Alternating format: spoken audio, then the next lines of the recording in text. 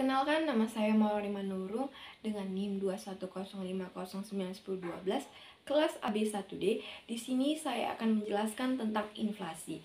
Definisi inflasi, inflasi merupakan fenomena terjadinya kenaikan harga barang atau jasa secara bersama-sama dan secara terus-menerus. Jika yang mengalami kenaikan harga hanya satu atau dua jenis barang, maka belum bisa dinyatakan sebagai inflasi. Sumber terjadinya inflasi secara garis besar ada dua sumber utama terjadinya inflasi. Yang pertama, sumber inflasi dari sisi permintaan. Yang kedua, sumber inflasi dari sisi produksi atau penawaran. Yang pertama, inflasi akibat dorongan permintaan merupakan kenaikan harga terjadi karena dalam satu waktu terjadi peningkatan permintaan secara bersama-sama dan drastis. Kondisi ini misalkan terjadi pada saat menjelang hari raya atau tahun baru. Pada kondisi tersebut, masyarakat berbondong-bondong melakukan aktivitas pembelian sehingga permintaan yang naik dan akibatnya harga juga naik, terjadilah inflasi. Yang kedua, inflasi akibat dorongan penawaran atau produksi. Dari sisi produksi ada tiga sumber penyebab terjadinya inflasi. Yang pertama, inflasi terjadi karena kenaikan biaya produksi. Misalnya, kenaikan BBM yang menyebabkan terjadinya kenaikan biaya produksi sehingga diikuti dengan berbagai kenaikan harga lain. Yang kedua, terjadinya jumlah produksi yang mengalami penurunan. Misalkan, penurunan produksi terjadi akibat bencana yang menyebabkan produk berkurang sehingga harganya menjadi naik karena barangnya yang langka. Yang ketiga, terhambatnya kegiatan distribusi. Kegiatan distribusi yang terhambat menyebabkan terjadinya inflasi karena barang langka sehingga harganya naik. Setelah ini, kita mempelajari tentang teori inflasi. Yang pertama, teori kuantitas. Teori ini beranggapan bahwa yang menyebabkan terjadinya inflasi adalah karena jumlah penawaran uang lebih besar jika dibandingkan dengan jumlah permintaan uang. Kedua, teori Keynesian. Teori ini menganggap manusia selalu merasa tidak puas sehingga selalu ingin menambah jumlah permintaannya. Teori Keynesian mengasumsikan dua hal yang menyebabkan terjadinya inflasi, yaitu pertama, sama dengan teori kuantitas bahwa jumlah uang yang beredar lebih tinggi daripada jumlah permintaannya, yaitu yang kedua adalah disebabkan karena penawaran barang atau jasa relatif tetap sedangkan permintaannya selalu naik.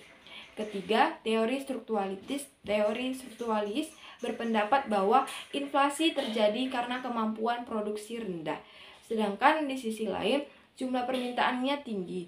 Pada saat yang sama, kemampuan negara untuk melakukan impor terbatas, sehingga terjadilah inflasi. Yang keempat, teori modern monetary. Teori ini beranggap bahwa teori terjadi inflasi adalah karena adanya dua hal. Pertama, uang tidak dijamin dengan emas atau nilai uang relatif berubah-ubah.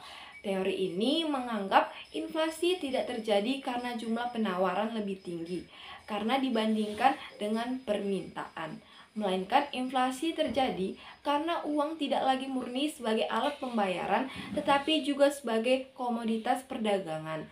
Yang kedua, uang yang dijadikan komoditas perdagangan. Adapun dampak inflasi, satu, menurunkan tingkat kesejahteraan masyarakat akan menyebabkan daya beli masyarakat berkurang, khususnya bagi masyarakat berpenghasilan rendah dan tetap. Kedua, memburuknya distribusi pendapatan. Inflasi akan mengakibatkan ketimpangan pendapatan yang semakin tinggi. Dengan kata lain, pihak yang memperoleh kenaikan pendapatan dengan persentase yang lebih besar daripada laju inflasi akan mendapatkan keuntungan karena adanya inflasi. Yang ketiga, mengganggu stabilitas ekonomi. Inflasi dapat merusak kestabilan ekonomi dengan merusak perkiraan harga di masa depan. Dengan demikian, pelaku ekonomi akan memperkirakan harga-harga barang terus naik. Adapun macam-macam inflasi, yang pertama berdasarkan tingkat keparahannya, yaitu satu, inflasi ringan. yaitu yang nilainya kurang dari 10% setahun. Kedua, inflasi sedang, yaitu yang nilainya antara 10-30% dalam 1 tahun. Yang ketiga, inflasi berat, yaitu yang nilainya di atas 30-100% setahun. Yang keempat, inflasi sangat tinggi yang nilainya di atas 100%.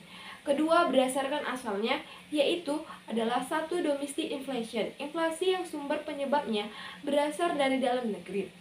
Misalnya karena gagal panen padi, penambahan uang beredar, meningkatnya permintaan masyarakat. Yang kedua, imported inflation, inflasi yang sumber penyebabnya berasal dari luar negeri.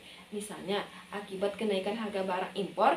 Selanjutnya yang ketiga, ada macam-macam inflasi berdasarkan penyebabnya. Satu, inflasi karena tekanan permintaan. Yang kedua, karena naiknya biaya produksi. Terima kasih.